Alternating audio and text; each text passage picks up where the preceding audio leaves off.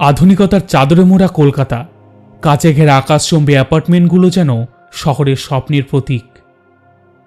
কিন্তু এই কংক্রিটের জঙ্গলের ভেতরে লুকিয়ে থাকে কিছু অলৌকিক রহস্য, যা বিজ্ঞান বা যুক্তি দিয়ে ব্যাখ্যা করা যায় না। এমনই এক গল্পের সাক্ষী হয়েছিল গ্রিন সিটি অ্যাপার্টমেন্টের 5B নম্বর ফ্ল্যাট। এ গল্প এক দম্পতির, যারা শান্তির খোঁজে এই ফ্ল্যাটে এসেছিলেন, কিন্তু পেয়েছিলেন এক অভিশপ্ত একাকিত্ব।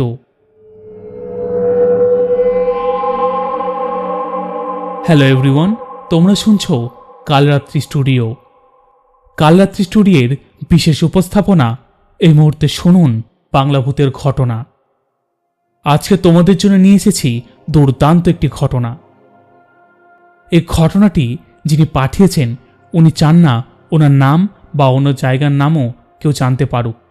তাই অনেক জায়গায় তোমরা বিপ বিপ শুনতে পাবে, আর যদি নাও শুনতে পাও বা নামগুলো চেঞ্জ করে দেওয়া হবে। আমি রেকর্ডিংয়ের সময় এটা করে রাখছি এমনভাবেই। তো বেশি দেরি না করে শুরু করছি। এবার শুরু হতে চলেছে স্বপ্নের ফ্ল্যাট। ইঞ্জিনিয়ার অমিত রায়, বয়স 32, এবং তার স্ত্রী স্কুল শিক্ষিকা পূজা রায়, বয়স 29। শহরের কোলাহল থেকে একটু দূরে নবনির্মিত অ্যাপার্টমেন্টের 5B নম্বর ফ্ল্যাটটি কিনেছিলেন। 2 বছর প্রেমের পর বিয়ে। এটি ছিল তাদের কাছে এক নতুন শুরুর প্রতীক। ফ্ল্যাটটি ছিল দোতলায়। একটি মাস্টার বেডরুম, একটি গেস্ট বেডরুম, বিশাল লিভিং রুম আর একটি পরিপাটি রান্নাঘর। চারপাশে কাচের জানালা, যা দিয়ে শহরের রাতের আলো ঝলমল দেখা যায়। অমিতের ছোটবেলা কেটেছে গ্রামের এক বাড়িতে, পুকুর পাড় আর মাটির ছোঁয়ায়। পূজার জন্ম এবং বেড়ে ওঠা শহরেই। দুজনেই আধুনিক জীবনযাপনে অভ্যস্ত হলেও তাদের স্বপ্ন ছিল এক শান্ত, নিজেদের মতো করে সাজানো সংসার।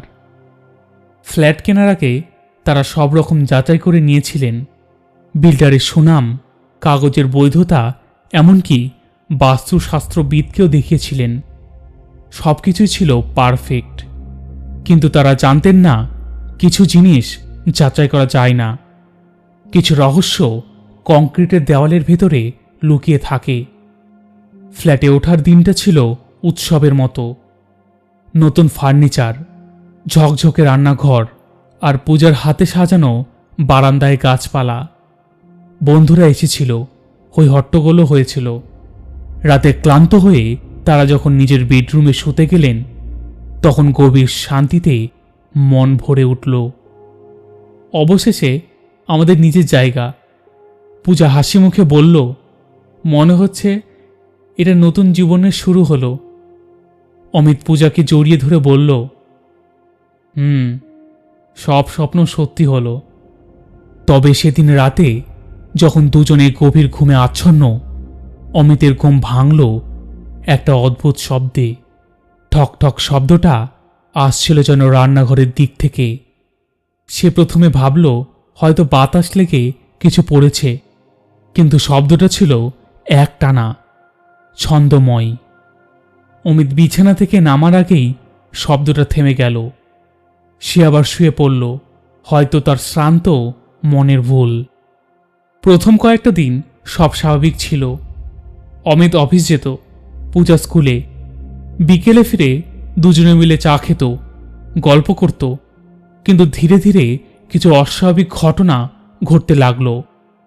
প্রথমত, পূজা প্রায় অভিযোগ করত যে সে যখন রান্নাঘরে কাজ করে, তখন তার পেছনে কেউ একজন দাঁড়িয়ে আছে বলে মনে হয়। ঘুরে তাকালে কেউ নেই।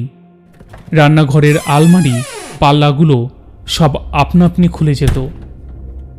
তারা প্রথমে এটিকে পুরনো আসবাবপত্রের সমস্যা বলে ধরে নিয়েছিলেন। একদিন রাতে অমিতের ল্যাপটপের কাজ করতে করতে হঠাৎ তার চোখ চলে গেল লিভিং রুমের কাচের দেওয়ালের দিকে। বাইরে ঘন অন্ধকার, কিন্তু কাচের ভেতরের প্রতিচ্ছবিতে সে দেখল লিভিং রুমের এক কোণে একটা স্পষ্ট ছায়া দ্রুত হেঁটে গেল। সে সঙ্গে সঙ্গে উঠে গিয়ে আলো জ্বালালো। কিন্তু কেউ ছিল না। তুমি কি কিছু দেখেছিলে? অমিত পূজাকে জিজ্ঞাসা করল। সে ততক্ষণে ঘুমিয়ে পড়েছিল। পূজা পাশ ফিরে ঘুম জড়ানো কণ্ঠে বলল, কি বলছো? আমি তো ঘুমোচ্ছি। অমিতের মনে হলো সে হয়তো অতিরিক্ত কাজ করার ফলে ভুল দেখছে। অমিত আর পূজা দুজনেই কর্মজীবী। দুপুরের ফ্ল্যাটে কেউ থাকে না, কিন্তু পূজার মনে হতে লাগলো সে যেন ফ্ল্যাটে একা নেই। একদিন সকালে সে যখন স্কুলের জন্য বের হচ্ছিল, তখন দরজার সামনে থেকেই তার মনে হলো ভেতরের লিভিং রুম থেকে যেন কারোর ফিসফিসানির শব্দ আসছে। সে ভিতরে গিয়ে দেখল টিভি বন্ধ, ফ্যান চলছে না, তবুও যেন শব্দটা কানে বাজছে। কে? পূজা ভয়ে ভয়ে জিজ্ঞাসা করল। কোনো উত্তর নেই। সেদিন বিকেলে যখন অমিত অফিস থেকে ফিরছিল, পূজা তাকে সব খুলে বলল। অমিত অবশ্য হেসে উড়িয়ে দিয়েছিল। হয়তো পাশের ফ্ল্যাট থেকে কারো শব্দ এসেছে, এমনটাই অমিত বলল। কিন্তু একদিন দুপুরে পূজা যখন একা ঘরে বসে অফিসের ফাইল দেখছিল, তখন সে স্পষ্ট শুনল কে যেন তার নাম ধরে ডাকছে, পূজা, পূজা। শব্দটা আসছিল যেন একদম তার কানের পাশ থেকে।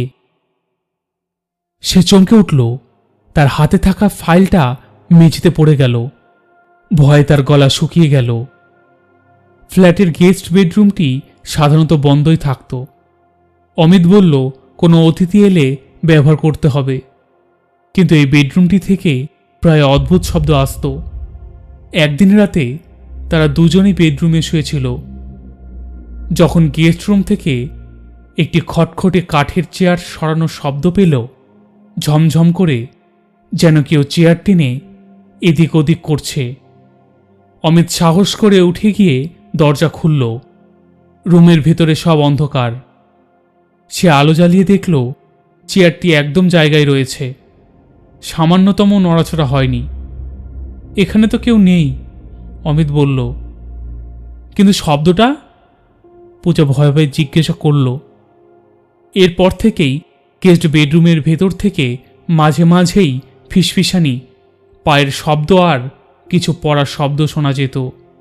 এমনকি একবার তারা দুজন রান্নাঘরে রাতের খাবার খাচ্ছিল, তখন গেস্ট বেডরুমের দরজাটা আপনা আপনি খুলে গেল, আর ভেতরের অন্ধকার থেকে যেন এক ঠান্ডা বাতাস বেরিয়ে এলো, যা এক মুহূর্তেই সারা ঘরে ছড়িয়ে পড়ল।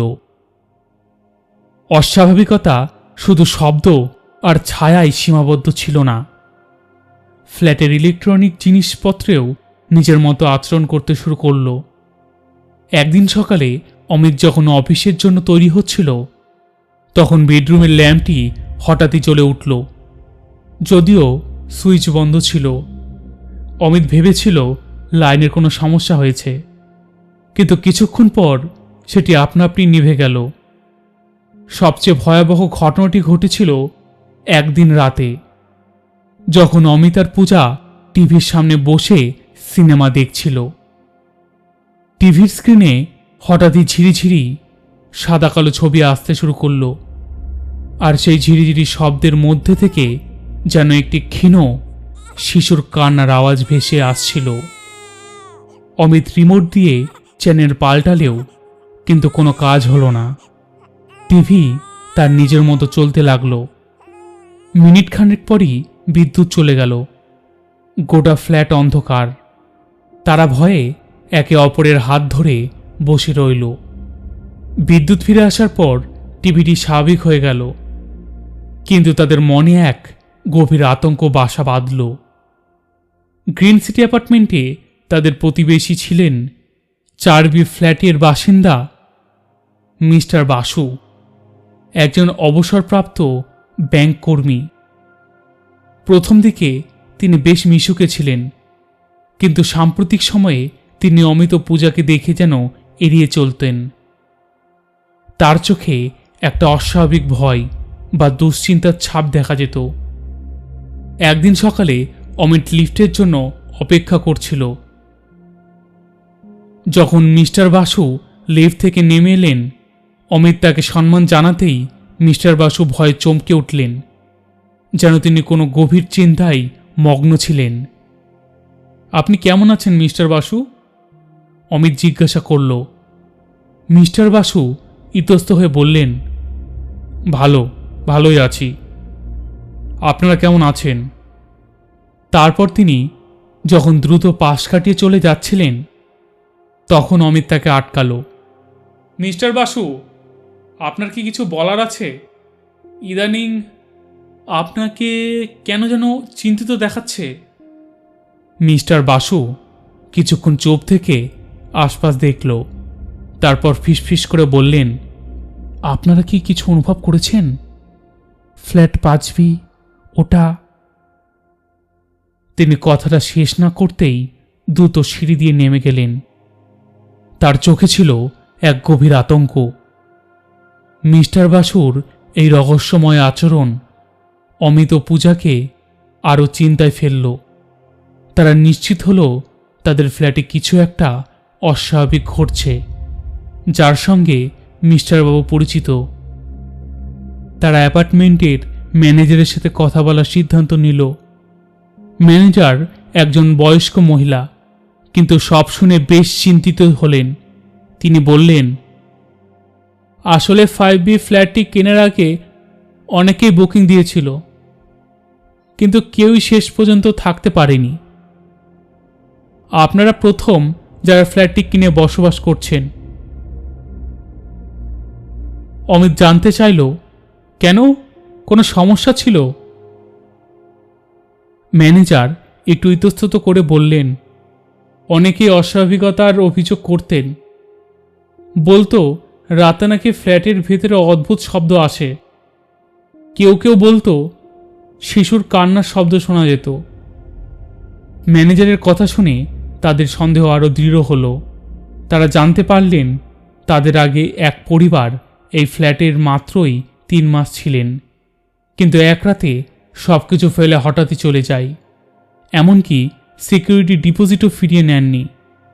অমিতের অফিসের এক পরিচিত ব্যক্তি, যিনি আগে এই অ্যাপার্টমেন্টে থাকতেন, তিনি একদিন অমিতকে বললেন, আপনারা 5B ফ্ল্যাটটি কিনেছেন, ওই ফ্ল্যাটটিতে নাকি এক দম্পতি থাকত, তাদের এক ছোট্ট শিশুও ছিল। হঠাৎ করে একদিন ফ্ল্যাটের ভিতর থেকে কান্নার আওয়াজ আসছিল। তারপর থেকে ওই শিশুটিকে আর দেখা যায়নি। পরে জানা যায় বাচ্চাটি নাকি মারা গিয়েছিল। কী কারণে মারা গিয়েছিল তা কেউ বলতে পারেনি। এই ঘটনাটি শুনে অমিতের শিরদাঁড়া দিয়ে এক ঠান্ডা স্রোত নেমে গেল। টিভির ঝিরঝিরি শব্দের সাথে সাথে যে শিশুর কান্না শুনেছিল, সেটা কি তবে এই ঘটনার সঙ্গে সম্পর্কিত? ফ্ল্যাটে যখন একের পর এক অস্বাভাবিক ঘটনা ঘটতে লাগলো, তখন অমিত আর পূজা পুরনো জিনিসপত্র ঘাঁটতে শুরু করল, যদি কোনো সূত্র পাওয়া যায়।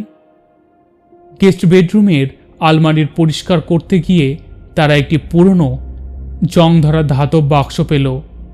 বাক্সটি বন্ধ ছিল, কিন্তু অমিত জোরে টান দিতেই তারা খুঁজে পেল বাক্সটির ভেতরে ছিল ধুলো মাখা কিছু ছবি, পুরনো চিঠি আর একটি কালো মলাটের ডায়েরি। ডায়েরিটি হাতে নিতেই গা ছমছম করে উঠল। ডায়েরির ভেতরে প্রথম পাতায় লেখা ছিল, রীতা চ্যাটার্জি, ফ্ল্যাট 5B। তারা বুঝতে পারল এই ডায়েরিটি তাদের আগের কোনো বাসিন্দার, হয়তো এটা ফ্ল্যাটের পূর্বের ইতিহাস। ডায়েরিটির পাতা উল্টাতে উল্টাতে তার ফ্ল্যাটের ভয়ঙ্কর ইতিহাসের মুখোমুখি হল। রীতা এবং তার স্বামী আকাশ তাদের নতুন ফ্ল্যাটে এসে খুব খুশি ছিলেন। তাদের একটি ফুটফুটে ছেলে ছিল, নাম ছিল অমিত। তারা স্বপ্ন দেখছিলেন সুন্দর এক ভবিষ্যতের। ধীরে ধীরে ডায়েরিতে রীতার হতাশা বাড়তে থাকে। ফ্ল্যাটে একা থাকা, আকাশের অফিসের ব্যস্ততা। রীতা লিখছেন, ফ্ল্যাটে আমি একা থাকি। দিনের বেলাতেও মনে হয় কেউ একজন আমার পেছনে দাঁড়িয়ে আছে। অমিত রাতে ঘুমোতে পারে না, কাঁদে। তার মনে হয় ফ্ল্যাটটা আমাদের একা থাকতে দিচ্ছে না। রীতা বারবার লিখছেন কিভাবে গেস্ট রুম থেকে অদ্ভুত শব্দ আসছে, কিভাবে তার মনে হয় কেউ যেন তার নাম ধরে ডাকছে। ফ্ল্যাটের ইলেকট্রনিক জিনিসপত্র নষ্ট হয়ে যায়। একদিন তিনি লিখছেন, আজ রাতে অমিত হঠাৎ করে খুব অসুস্থ হয়ে পড়ল, জ্বর, শ্বাসকষ্ট, কিন্তু তার শ্বাস প্রশ্বাসের শব্দটা স্বাভাবিক ছিল না। মনে হচ্ছিল ওর শরীরের ভেতরে অন্য কেউ কষ্ট পাচ্ছে। ডায়েরির শেষ কয়েকটি পাতা ছিল ভয়ঙ্কর। রীতা লিখছেন, আমি পাগল হয়ে যাচ্ছি, এই ফ্ল্যাটটা আমাদের মেরে ফেলবে। অমিত দিন দিন চুপ হয়ে যাচ্ছে। ও এখন শুধু দেওয়ালের দিকে তাকিয়ে থাকে, হাসে। ওর চোখ দুটো কেমন যেন ফ্যাকাশে হয়ে গেছে। ডাক্তার কিছু বলছে না। আমি জানি এই ফ্ল্যাটের ভেতরে অন্য কিছু আছে। ওরা আমাদের ছেলেকে আমাদের কাছ থেকে কেড়ে নিচ্ছে। শেষ পাতায় কাপা হাতে লেখা, অমিত আজ রাতে চলে গেল, ওরা ওকে নিয়ে চলে গেল। আমি এই ফ্ল্যাট ছেড়ে যাব, আমি আর পারবো না। ফ্ল্যাটটা অভিশপ্ত, কেউ যেন এখানে না থাকে। ডায়েরির শেষ শব্দগুলো ছিল অস্পষ্ট, কালি ছড়িয়ে ছিটিয়ে ছিল, যেন রীতা কাঁদতে কাঁদতে লিখছিলেন। অমিত এবং পূজা ডায়েরি পড়ে স্তব্ধ হয়ে গেল। তাদের ছোট ছেলেটির নামও ছিল অমিত। ঠিক রীতার ছেলের মতো তার ছোট ছেলেটির নামও ছিল অমিত। রীতার চ্যাটার্জির ছেলের মৃত্যুর পেছনে যে এক অদৃশ্য শক্তির হাত ছিল তা তাদের কাছে স্পষ্ট হয়ে উঠল। ফ্ল্যাটের প্রতিটি অস্বাভাবিক ঘটনার সঙ্গে ডায়েরির লেখাগুলোর অদ্ভুত মিল ছিল।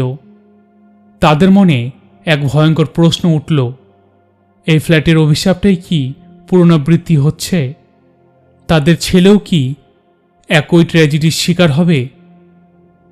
তাদের মনে হলো রীতার আতঙ্ক হয়তো এই ফ্ল্যাট ছেড়ে যায়নি, হয়তো তাদেরকেই সতর্ক করতে চাইছে। ডায়েরিটি পড়ার পর অমিত এবং পূজা দুজনেই ফ্ল্যাটের ভেতরে এক গভীর আতঙ্ক অনুভব করতে শুরু করল। তারা বুঝতে পারল এটা নিছক মনের ভুল নয় বা বাস্তুদোষ নয়। ফ্ল্যাটটিতে সত্যি কোনো অশরীর আত্মার অস্তিত্ব রয়েছে, যা কোনো এক কারণে সেখানে আটকে আছে। অমিত ইন্টারনেট ঘেঁটে দেখল ফ্ল্যাট 5B এর ঠিক ওপরে হঠাৎ 6B ফ্ল্যাটে একটি অস্বাভাবিক মৃত্যু হয়েছিল বেশ কয়েক বছর আগে। এক যুবক ডিপ্রেশনে ভুগে আত্মহত্যা করেছিল। পূজার মনে প্রশ্ন জাগল, রীতার ছেলের আত্মা নাকি আত্মহত্যাকারীর আত্মা? কোনটি তাদের ফ্ল্যাটকে উপদ্রব করছে? একদিন রাতে তারা দুজনেই লিভিং রুমে বসেছিল যখন হঠাৎই গেস্ট রুম থেকে এক তীব্র আহাজারিত শব্দ এলো, যেন কেউ তীব্র যন্ত্রণায় কাঁদছে। এই কান্না ছিল কোনো শিশুর নয়, একজন পূর্ণবয়স্ক মানুষের।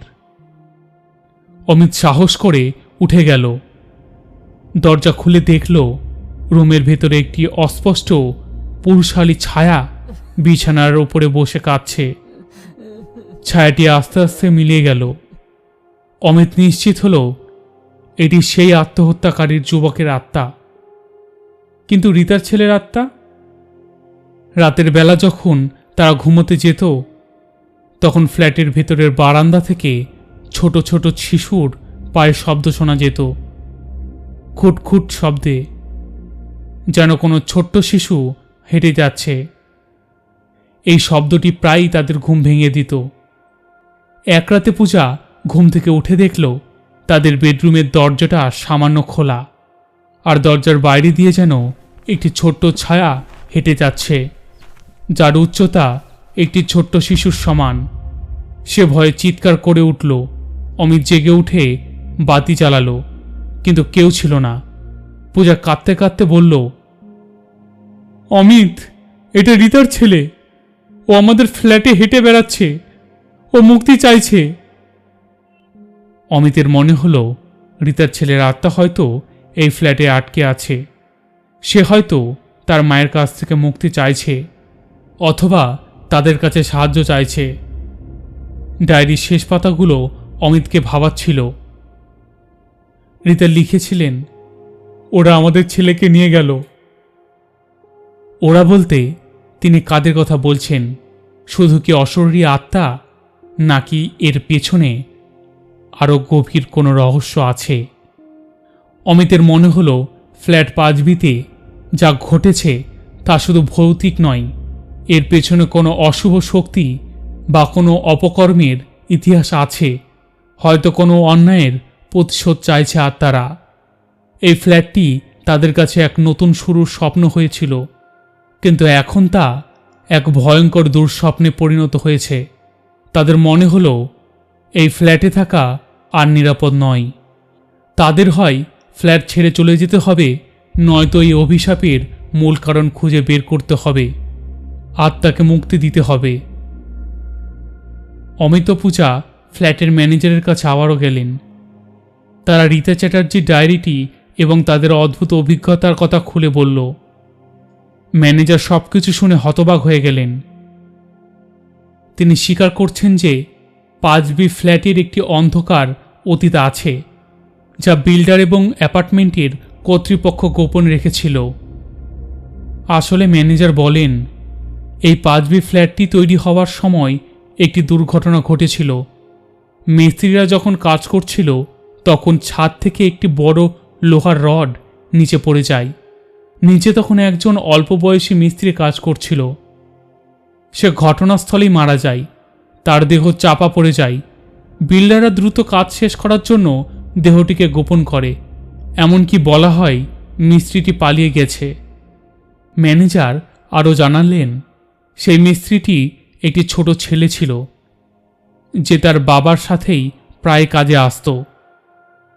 সে বাবা হারানোর শোকে প্রায় পাগল হয়ে গিয়েছিল। এই তথ্য শুনে অমিত পূজা অবাক হয়ে গেল। রীতা চ্যাটার্জির ডায়েরিতে ওরা আমার ছেলেকে নিয়ে গেছে, এই বক্তব্যটি নতুন অর্থ পেল। সম্ভবত সেই মিস্ত্রি বা তার ছেলের আত্মাও এই ফ্ল্যাটে রয়ে গেছে, যারা এই ফ্ল্যাটের ভেতরেই আটকে আছে। অমিত এরপর বিল্ডারের অফিসে গেল। সে বিল্ডারের পুরনো নথি ঘাঁটতে লাগলো এবং জানতে পারল যে মিস্ত্রি মারা গিয়েছিল তার নাম ছিল রাহুল, আর তার ছেলেটির নাম ছিল অমিত। সেই একই নাম যা রীতার ছেলেরও ছিল। বিল্ডার রাহুলের পরিবারকে কোনো ক্ষতিপূরণ দেয়নি এবং ঘটনাটি ধামাচাপা দিতে ফ্ল্যাটের কাজ দ্রুত শেষ করে। অমিতের মনে হলো ফ্ল্যাটের এই অভিশাপের মূলে রয়েছে এই অন্যায় এবং রাহুলের অসমাপ্ত জীবন। তার আত্মা এই ফ্ল্যাটের ভেতরে আটকে আছে, আর সম্ভবত রীতার ছেলের আত্মাও তার সঙ্গে জুড়ে গেছে, কারণ উভয়ের নাম এক এবং উভয়ই এই ফ্ল্যাটে অকালে প্রাণ হারিয়েছে। অমিতের মনে হলো এই আত্মাদের উদ্দেশ্য কেবল মুক্তি নয়, বরং তাদের প্রতি যে অন্যায় হয়েছিল তা প্রতিশোধ নেওয়া। অমিত যখন ফ্ল্যাটে ফিরল তখন মিস্টার বাসু তাদের দরজার সামনে দাঁড়িয়েছিল। তার চোখে ছিল ভয়ের পরিবর্তে এক দৃঢ়তা। মিস্টার বাসু বললেন, আমি জানি আপনারা সব জেনে গেছেন। রাহুল বলল, আমি এই ফ্ল্যাটে আসার পর থেকেই রাহুলের আত্মার উপস্থিতি অনুভব করতাম। সে আমার সাথে কথা বলতো তার ছেলের কথাও। রীতা ম্যাডামের ছেলে যখন মারা যায় তখন রাহুল বলেছিল, এই ফ্ল্যাটে কাউকে শান্তিতে থাকতে দেবে না যতক্ষণ না তার প্রতি হওয়া অন্যায়ের বিচার হয়। মিস্টার বাসু স্বীকার করলেন তিনি রীতার ডায়েরি এবং বাক্সের ব্যাপারে জানতেন।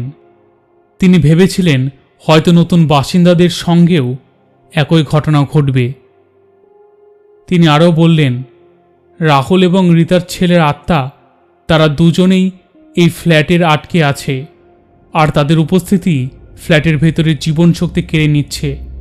তারা দুজনেই চায় ফ্ল্যাটে যেন আর কোনো শিশু না আসে, যাতে তাদের মতো আর কাউকে অকালে প্রাণ হারাতে না হয়। অমিত এবং পূজা এখন নিশ্চিত যে ফ্ল্যাট 5বি এখন ভয়াবহ অভিশাপের শিকার।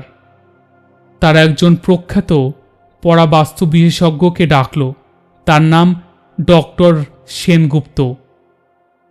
ডক্টর সেনগুপ্ত ফ্ল্যাটটি পরিদর্শন করলেন। তিনি পুরো ফ্ল্যাটে একটি গভীর নেতিবাচক শক্তি অনুভব করলেন। এখানে শুধু একটি আত্মা নয়, একাধিক আত্মার উপস্থিতি আছে।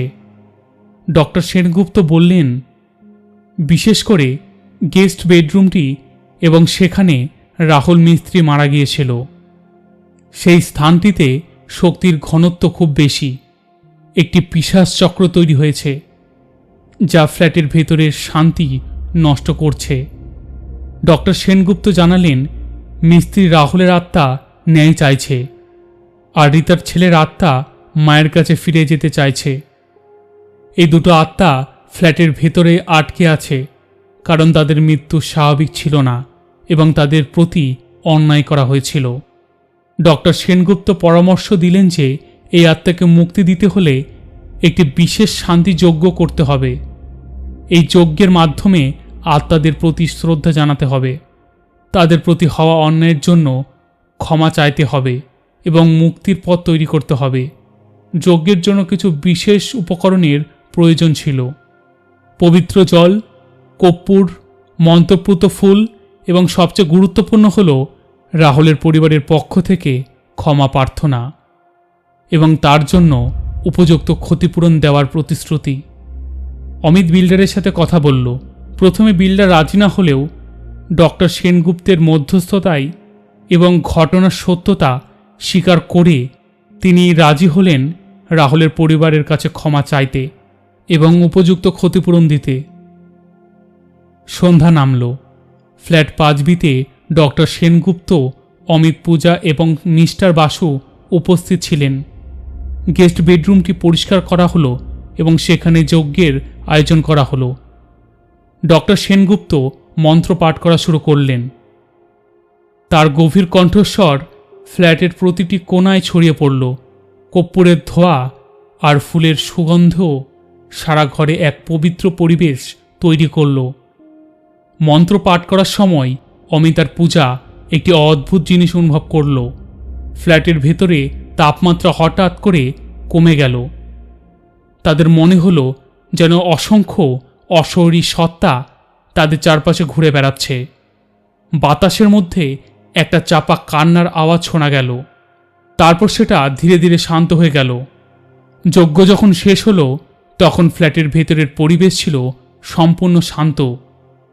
সেই ঠান্ডা অনুভূতি বা চাপা কান্নার আওয়াজ আর ছিল না। ডক্টর সেনগুপ্ত বললেন, আত্মারা মুক্তি পেয়েছে, তারা এখন শান্তিতে আছে। যজ্ঞের পরদিন সকালে ফ্ল্যাট 5বি ছিল সম্পূর্ণ শান্ত। সেই ভৌতিক পরিবেশ আর ছিল না। ইলেকট্রনিক্সেও কোনো বিভ্রাট ঘটেনি। গেস্ট বেডরুম থেকে কোনো শব্দ আসেনি, আর রান্নাঘরের আলমারিগুলোও বন্ধ ছিল। অমিত আর পূজা একে অপরের দিকে তাকালো। তাদের চোখে ছিল স্বস্তি এবং নতুন আশার আলো। সবশেষে ফ্ল্যাটটি তাদের কাছে আবারও নিজের জায়গায় মনে হলো। বিল্ডার রাহুলের পরিবারের কাছে ক্ষমা চেয়েছিল এবং উপযুক্ত ক্ষতিপূরণ দিয়েছিল। রাহুলের স্ত্রী এবং তার বড় ছেলে, যারা এতদিন দারিদ্র্যের দিন কাটাচ্ছিল, তারা আর্থিক সহায়তা পেয়ে কিছুটা শান্তি পেল। অমিত এবং পূজা রিতার ডায়েরিটি সযত্নে রেখে দিয়েছিল। এটি তাদের কাছে কেবল একটি ভৌতিক ঘটনা ছিল না, এটি ছিল এক মানব ট্র্যাজেডির দলিল, যা একটি ফ্ল্যাটের ভেতরে ঘটেছিল। তারা সিদ্ধান্ত নিল এই ডায়েরিটিকে তারা জনসমক্ষে আনবে, যাতে এমন ঘটনা আর না হয়। দাদা, এই ছিল ঘটনা। তো আমি বেশি কিছু বলবো না। যাদের বিশ্বাস করা হবে তারা করবে, আর যারা না করার থাকলে তাদেরকে আর কি বলবো। তো এই ছিল মূল ঘটনা। তোমাদের কেমন লেগেছে অবশ্যই কমেন্ট করে জানাও, আর সাবস্ক্রাইব করতে কিন্তু একদম ভুলো না, কারণ প্রতিটি লাইক ও কমেন্ট এবং সাবস্ক্রাইব আমার জন্য খুব গুরুত্বপূর্ণ, আমাকে মোটিভেশন করে এবং দিশা দেয়। চলো এবার শেষ করছি, দেখা হচ্ছে নতুন কোনো ঘটনা নিয়ে।